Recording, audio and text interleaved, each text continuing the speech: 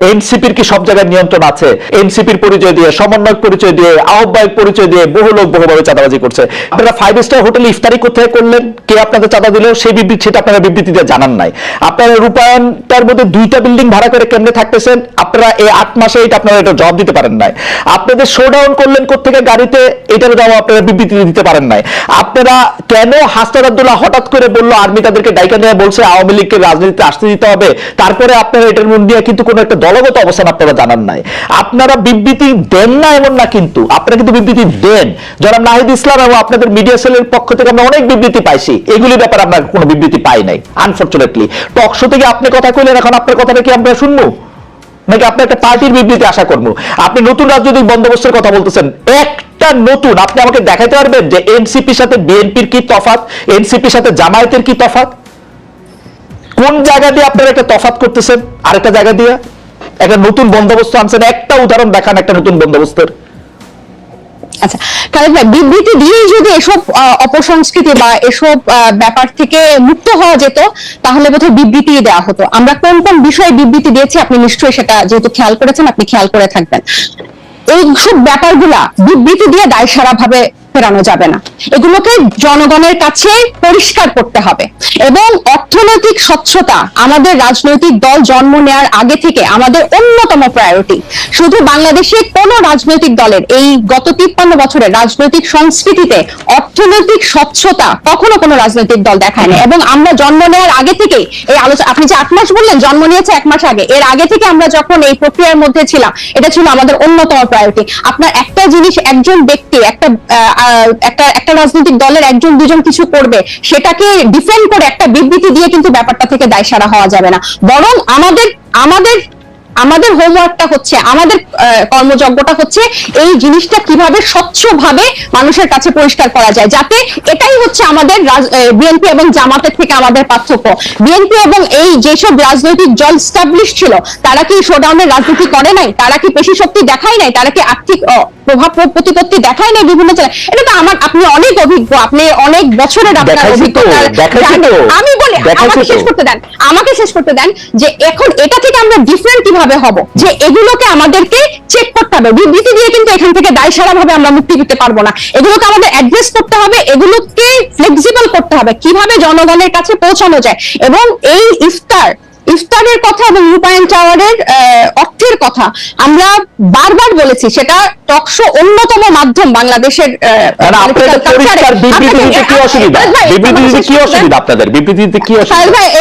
এটা কোনো অসুবিধা নাই, কারণ আমরা মনে করেছি, মানে এটা লিখিত কোনো কথা বলছেন না কেন? নাহিদ ইসলাম স্বাক্ষরিত একটি বিবৃতি এরকম যে আমরা রূপায়ণ টাওয়ারের টাকাটা অমুক জায়গা থেকে পাই, একটু বলতে অসুবিধা কোথায়? আপনি কি মনে করেন যে বাংলাদেশের যে দমন পীড়নের কালচার এই বিগত দশকগুলোতে ছিল, আপনাদের টাকা দিলে তারা দমন পীড়নের সম্মুখীন হবে? আপনি আমাকে কথা শেষই করতে দিচ্ছেন না, পুরো সেন্টেন্সটা একটু শেষ করি। আপনাকে মনে হয় যে যে দমন পীড়নের সংস্কৃতি বাংলাদেশের রাজনীতিতে ছিল, আপনি একটা রাজনৈতিক দলকে কারা অর্থ দিল, ডোনেশন দিল, সেটা প্রকাশ করার মতো পরিবেশ এই দেশে বিগত রাজনৈতিক দলগুলো সৃষ্টি করে রেখেছে? একটা সামান্য ফেসবুকে একটা কথা লিখলে সেখানে যেভাবে আমাদেরকে অ্যাটাক করা হয়, সেখানে আপনি মনে করেন যে আমরা আমাদেরকে ইনভেস্ট করে নাম প্রকাশ করব? আর শুধু কি একটা রাজনৈতিক দল, শুধু এনসিপি? আমার খুব আশা যে আপনি আপনার কথা নিজেও শুনতে পাবেন এক সময়। আমার মনে হয় যে আপনি নিজেও হয়তো শুনবেন যে আপনি আসলে কি বলতেছেন। এইটা আমার একটা আশা। আপনি অন্যান্য রাজনৈতিক দলের যে অর্থদান মানে ডোনেশন, এটা কি এই মুহূর্তে আমরা বারবার বলতেছি যে আমরা যেভাবে ক্রাউড ফান্ডিং করব বা যেভাবে আমাদের ডোনেশন কালেক্ট করব, এটা স্পষ্ট একটা মাধ্যমে আমরা ট্রান্সপারেন্সির মাধ্যমে আমাদের আপনি তো উন্নত দেশে থাকেন, ওখানে পলিটিক্যাল পার্টিগুলোতে কিভাবে মেইনটেইন হয়, সেখানে কিভাবে মেইনটেইন পরিষ্কার। আমরা কি এটা একটা অ্যাডপ্ট করতে পারি না? আপনি কি জানেন না যে জো বাইডেনের তখন পারবেন, এখন পারতেছেন না কেন? তখন পারবেন, এখন পারতেছেন না। মাত্র 1 মাস হয়েছে, শুরু থেকে এটা করে নিলেন না কেন? যেমন আমি পলিটিক্যাল পার্টি করলে আগে ঠিক করতাম যে তাজনুবা আমাকে 5 টাকা চাঁদা দিচ্ছে, সেটা আগে দেখাই দিতাম। এই জন্য আপনি পলিটিক্যাল পার্টি করেন নাই, আমরা করেছি। আমাদের এই এবং আপনি বিএনপি আওয়ামী লীগের মতোই আরেকটা পলিটিক্যাল পার্টি করতেছেন না, এটা আপনি এত তাড়াতাড়ি 1 মাসে আপনি আমি 1 মাসে সেটা বলেন। না, সবাই বলে যে morning show the morning always not show the days. এবং আমি আপনাকে বলি যে আমরা জুলাই অগাস্টে গণ অভ্যুত্থান থেকে একটা রাজনৈতিক দল আসলো, এরপর জাতীয় নাগরিক কমিটি, এরপর হচ্ছে আমরা দল গঠনে কাজ দিলাম। এবং আমরা কিন্তু এখানে শুধু ছাত্রদের যে একটা অংশ তা না, এখানে কিন্তু সিভিল সোসাইটির একটা বড় অংশ কিন্তু এখানে যুক্ত হয়েছে। এবং আমি আপনার জ্ঞাতার্থে বলতে চাই, এই যে সিভিল সোসাইটির একটা বড় অংশ যে নাগরিক পার্টিতে যুক্ত হয়েছে, এখানে চিকিৎসক আছে, আইনজীবী আছে, ব্যবসায়ী আছে, এবং আমি একটু শেষ করি, এখানে কিন্তু প্রকৌশলী আছে, এখানে টিচার আছে, সাংবাদিক আছে, এবং তাদের একটা কিন্তু ফান্ড এখানে আছে। এবং একটা যখন কর্মসূচি হয় বা ইফতার হয়, এরকম একটা প্রোগ্রামে কিন্তু একটা বড় ডোনেশন বা আমাদের ওয়েলউইশাররা দিয়ে থাকেন। এখন এগুলো যে আমরা প্রকাশ করব, আমাদেরকে কিন্তু একটাই, বাংলাদেশের মতো অপসংস্কৃতির রাজনীতিতে জন্ম নিয়ে হুট করে যে আমরা এটা প্রকাশ করবো, আপনি হয়তো 1 মাসে পারতেন, আমরা এটা পারি নাই, এটা আমাদেরকে সময় নিয়ে। আমি একটু বলি, ডক্টর জাবিন ঘোষণা দিয়ে যেমন ধরা যায়, আমার কিন্তু বিশ্বাস যে ডক্টর তাজনুরা জাবিনও এটার মধ্যে চাঁদা দেন, কারণ ডক্টর তাজনুরা জাবিনের এই চাঁদা দেওয়ার ক্ষমতা আছে, সামর্থ্য আছে, এবং তিনি সেটি দেনও। এটা প্রকাশ করলে মানে আমি দলটা করতে পারবো, দলকে আমি চাঁদা দিচ্ছি এটাও বলতে পারবো না, মানে এটা কেমন কথা? অবশ্যই বলতে পারবো, অবশ্যই, কেন বলতে পারবো না? আমরা তো একবারও বলছি না যে আমরা বলবো না, কিন্তু যারা একটা নতুন, আমরা তো একবারও বলি না যে খালেদ ভাই আমরা বলবো না। আপনাকে আমি বললাম যে আপনি যেসব উন্নত দেশে থাকেন সেসব দেশে কিভাবে হয়, আমরাও কিন্তু এগুলো বিভিন্ন ফলো করছি, এবং আমাদের একটা আইটি টিম হয়েছে কিভাবে এই ওয়েবসাইটটা ডিজাইন করা যায়, যেখানে টাকা কিভাবে ঢুকবে এবং টাকা বের হবে দেখানো যাবে। কিন্তু 1 মাসের আগে আপনারা যখন এই প্রশ্ন ইফতার গুলো যখন হয়, তখন 1 মাসও হয় নাই, ওই মুহূর্তে এটা কিভাবে প্রকাশ করবো ওই পলিসিটা আমাদের হয়।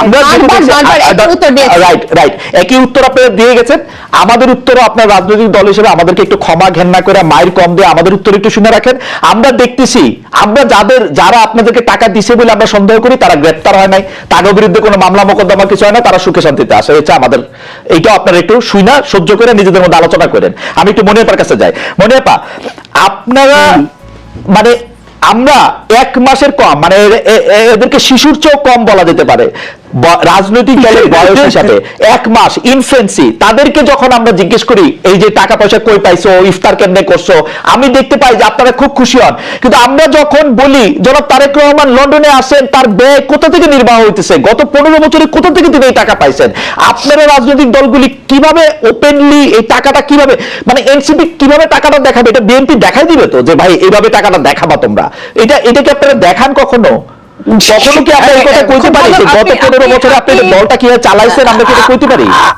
আপনি খুব ভালো প্রশ্ন করেছেন। আমি আপনার প্রশ্নের উত্তর দেওয়ার আগে আমি একটুখানি বলতে চাই, তাসনুবা যে কথাটা বললেন এতক্ষণ, প্রথম আলো রিপোর্ট নিয়ে কথা বললেন, বিএনপির বয়সটাও বললেন 47 বছর। 47 বছরের যে বিএনপি, যার নামে আওয়ামী লীগ 1.5 লক্ষের অধিক মামলা করেছে এবং প্রায় 50-60 লক্ষ আসামি আছে, শুধু আসামি আছে, যে মানুষগুলো একটা থানার মানুষও অনেক দলের নাই। আমি এটা অহংকার করে বলছি না, এটাই সত্য। এখন আমি এই জায়গায় বলছি যে তারা তো মাত্র নতুন 1 মাসের একটা দল, তো তাদের এত প্রশ্নের উত্তর দিতে হয় এবং দিতে পারছে না, কোন প্রশ্নের উত্তরই তারা দিতে পারছে না। টিউশনি করা যে উপদেশটা 6 কোটি টাকা, আপনার কথা বলেন, 30,000 টাকা, আপনি যে অর্থনৈতিক স্বচ্ছতা ওর কাছ থেকে দাবি করেন, আপনি যে আর্থিক স্বচ্ছতা, অর্থনৈতিক জাতীয় নাগরিক পার্টি, জাতীয় নাগরিক পার্টি, তাহলে আপনি আরেকটা প্রশ্ন এনে তো লাভ নাই, টিউশনি করেন যে তার জবাব আমরা সে দিবে। আমি সেই প্রশ্নটার উত্তর অবশ্যই দিব। আমি বলি না যে কন্টিনেন্টালের 10টা হোটেল, কন্টিনেন্টালের 10টা রুম আটকায় রেখে 53 কোটি টাকা এই 1 মাসের একটা বাচ্চা দলের, শিশু দলের 53 কোটি টাকা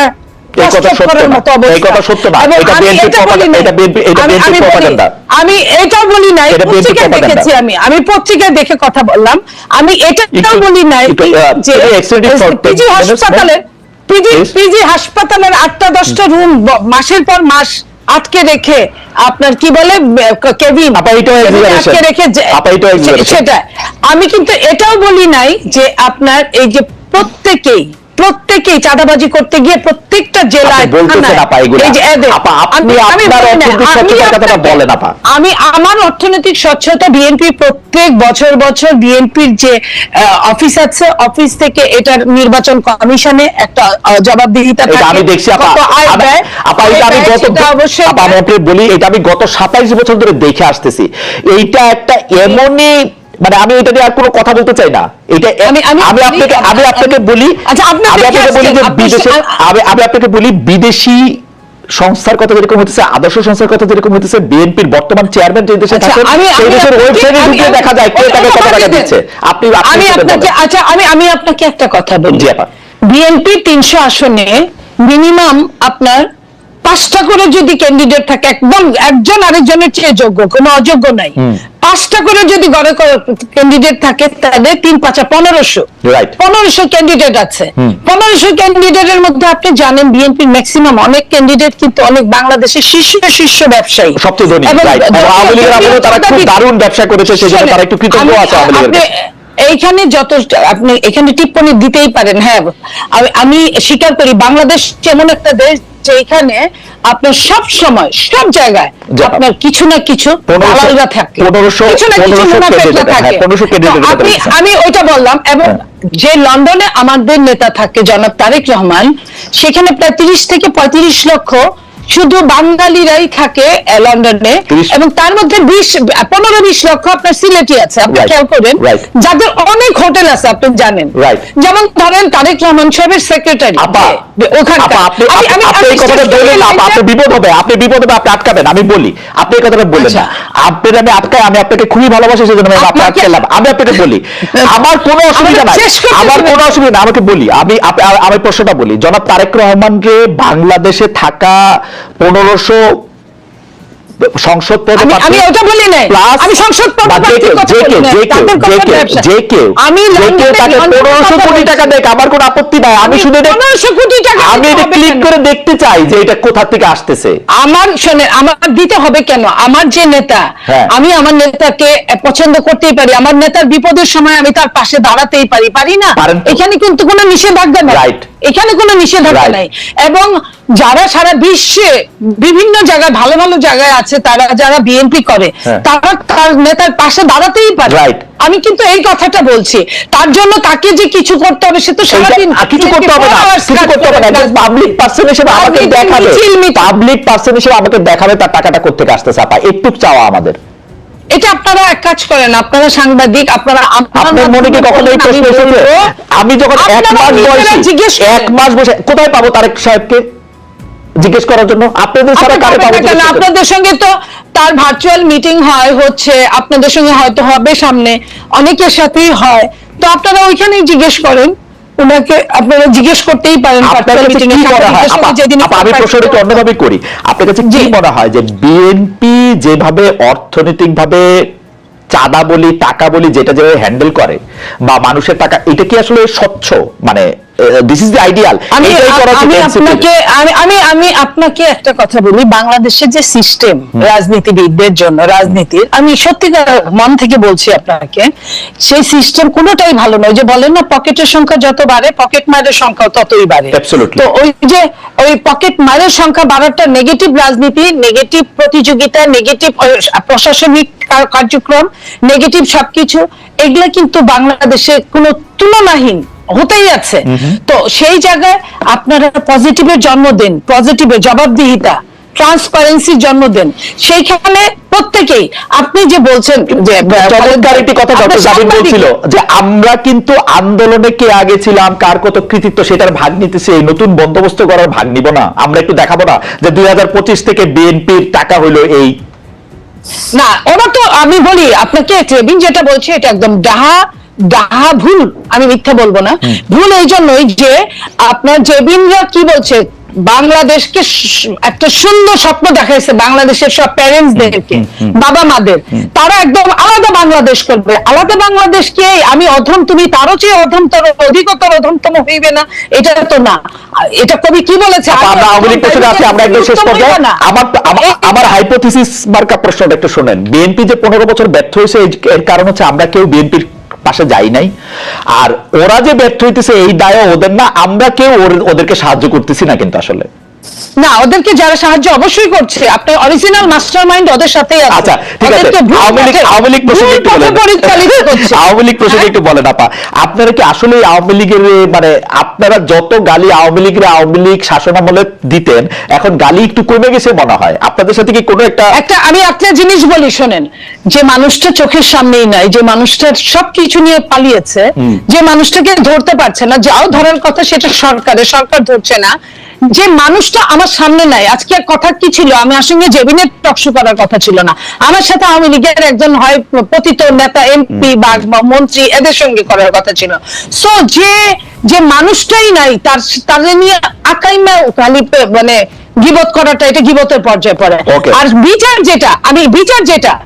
বিচারটা আমাদের চেয়ে বিএনপির চেয়ে পুর খাওয়া এই 15.5 বছর কত যে পুকুর পাড়ে ঘাটে ঘাটে আপনার কি ডুবার নিচে হঠাৎ করে আওয়ামী লীগের প্রতি আপনাদের কি ভালোবাসা বাড়ছে কিনা মনে হয় সেটা বলেন।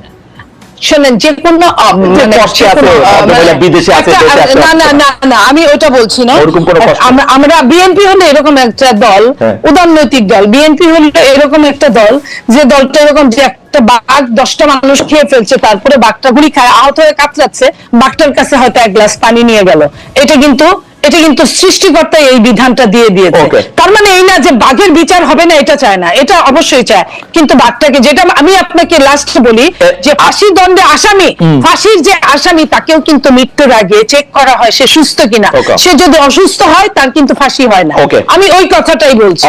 আমি অবশ্যই আওয়ামী লীগের বিচার আমাদের চেয়ে বেশি কেউ চাইতে পারে, এটা আমি বিশ্বাস করি।